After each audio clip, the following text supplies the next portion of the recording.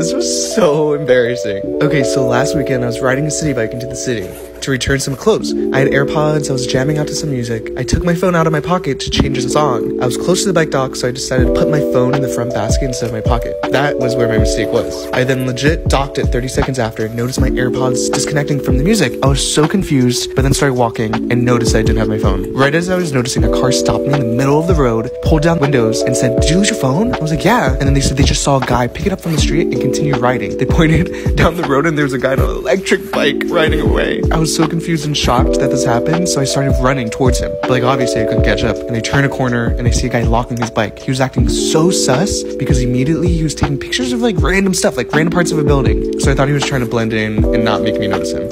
So I go up to him and I'm like, "Hey, did you just get off your bike?" He was like, "Yeah." And I said, "Did you take my phone? Someone said they saw you take my phone off the street." He said no and then started immediately walking away. I was like, I followed him and then I was like, "Okay, well, can you just show me your pockets, please?" Yeah, weirded out and then said, "No, I don't need to." And then continued to walk away. At this point, I was like, okay, he's really sus. He told me to leave him alone, but then I started following him because he had the phone. And I started making a scene. So I started yelling behind him, saying, "This guy's a thief," pointing to like everyone around, trying to get help. "This guy's a thief, he has my phone, he won't give it back." Keep in mind, we're in the middle of Manhattan. He was kind of embarrassed and then eventually was like, "What the F are you doing? Leave me alone." And I was like, "Give me my phone or I'm gonna call the cops." He's like, "Call the cops." I'm like, "Okay," but I couldn't because I didn't have my phone.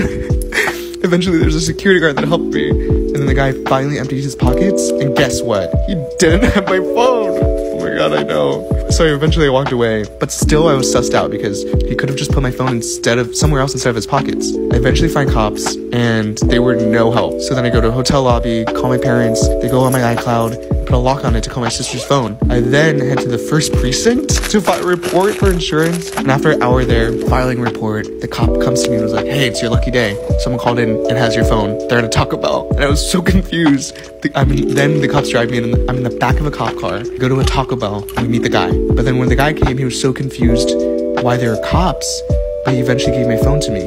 So my theory is he called my sister and was trying to sell the phone back, but then noticed I was with cops. So yeah, I got my phone back.